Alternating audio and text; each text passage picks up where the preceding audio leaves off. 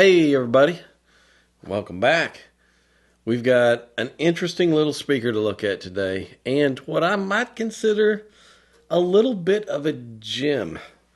This is the little Yamaha speaker and it is the, let me make sure I get this name correct here, the Yamaha NX E100. And I really didn't know much about this thing. So I had to go online and do a little digging and see if I could find something about it. Like, what do these things sell for? And I noticed there were a lot of them out there on the used market for nothing. Like 50 or 60 bucks a pair, 68 bucks a pair. You know, they're out there for nothing. And somebody sent one of these things to us to see what we could do with it. And, you know, with the expectation of this might be something that could be turned into something, especially when you can get it for next to nothing. And you know what? I think it is. It is something that can be turned into something. The box is pretty lightweight. I mean, it's lightly constructed. It definitely could use a little dowel rod brace going across it and some no-res. But it's built for nothing. So what do you expect? The tweeter's a nice little dome tweeter. Be real careful. This whole connection here will come right off of there pretty easily. This one practically fell off when I took it apart. So it wasn't glued on very well. And when it came off, the leads snapped off of where it's soldered onto it. So I had to glue this back on and resolder the leads on and everything was fine. Those leads were some of the smallest, thinnest. I don't know that I've ever seen wire that thin. It was about 1/10 the size of a hair. I mean, I could barely even see it looking at it through the little magnifying glass. So I'm sure this thing won't handle a whole lot of power. But then again, what do you expect for a tiny little speaker? This little woofer will probably run out of X-Max about the time the tweeter runs out of, or about the time the tweeter gives out. So as long as you're not beating the crap out of it, it should be just fine, to be honest with you. Woofer-wise, it's a little polymer cone plastic frame, and it's not the high-strength polymer like we use in our frames that you tap on and you just hear a thud, thud, thud. This is some of those cheap plastic ones that you could almost just break in your hand or something. But it works, so it's not going to ring. Grill is inexpensively made. You know, they've made probably thousands and thousands of these. So injection molded plastic with the frame stretched over it. The crossover. Woo, buddy.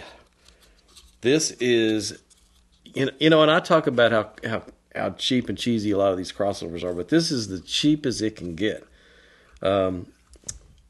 Both coils are iron core. Both caps are electrolytic, and it has one little sandcast resistor. And of course, everything on it is steel.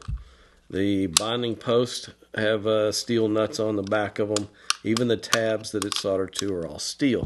So I mean, they spared every expense they could to make this as cheap as possible, and they are cheap. So how does it measure? What does it sound like? And what can I do with it? So let's dive in and look at some of those questions. Let's start with looking at the frequency response measurement on this little speaker. The frequency response on axis doesn't look that bad. I mean, if you look at an average, it's not that bad. Sure, the top end drops out of the tweeter. And right at 1K, there is a pretty good little peak there where there is some stored energy and some ringing. Yeah, there's a bad little peak there. It's not huge bad, but it's something that has to be addressed. With and without the grill, doesn't change much at all. The grill worked really well with this little speaker. Horizontal off axis drops off pretty evenly there, so that actually looks good. Vertical off axis, as you move up or down, yes, the drivers go out of phase pretty quickly. It's crossed at a fairly high crossover point. So with those shorter wavelengths at the higher crossover point, it doesn't take much for you to start going up, and then the drivers are out of phase, and there's a pretty big hole. Impedance-wise, looks fine. The impedance is an average 8 ohm load. It drops down to 6.2 ohms at its lowest. Easy to drive. Looking at a spectral decay, the spectral decay is fairly clean except for right there at 1K where there's a little bit of ringing in that woofer's response. And you can see it there in the spectral decay, and that will be very audible. That will be a little bit fatiguing after a while.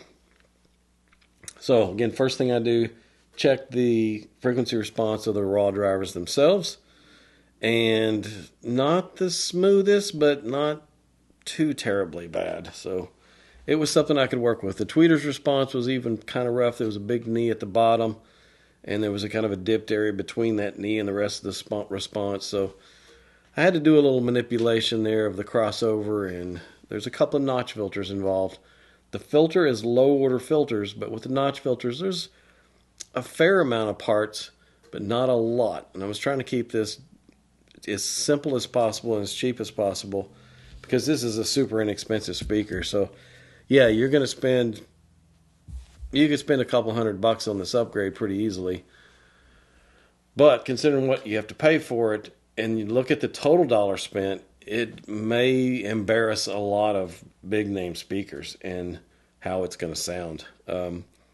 Let's look at what I was able to do with this thing first though. Let's do it as a comparison again. I like doing this. Let's do the on-axis frequency response the way it was, and then with what I came up with right under it. And as you can see, beautifully smooth, nice and balanced. Now, of course, the top still drops off just a little bit, but overall, it looks great. Looking at the crossover response, you can see that I was able to cross to that tweeter just below 2,000 hertz, and it's rolling off pretty steeply below that, so that was no problem there.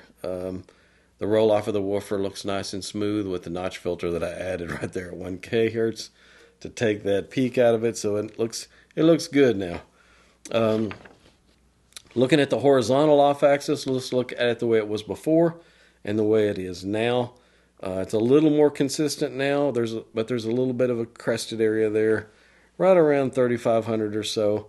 Overall, though, pretty good horizontal response, and it was pretty good before. But now let's look at the vertical off axis. Let's look at the way it was and the new vertical off axis. And you can see with the lower crossover point, you're able to go up or down without any cancellation or with any suck out going on there in the response, which means you can be seated, you can stand up, you can move around the room. It's going to maintain a much more even response in all directions. The impedance is a little bit lower impedance because of the notch filters that I had to use in the woofer's response to get that out of it.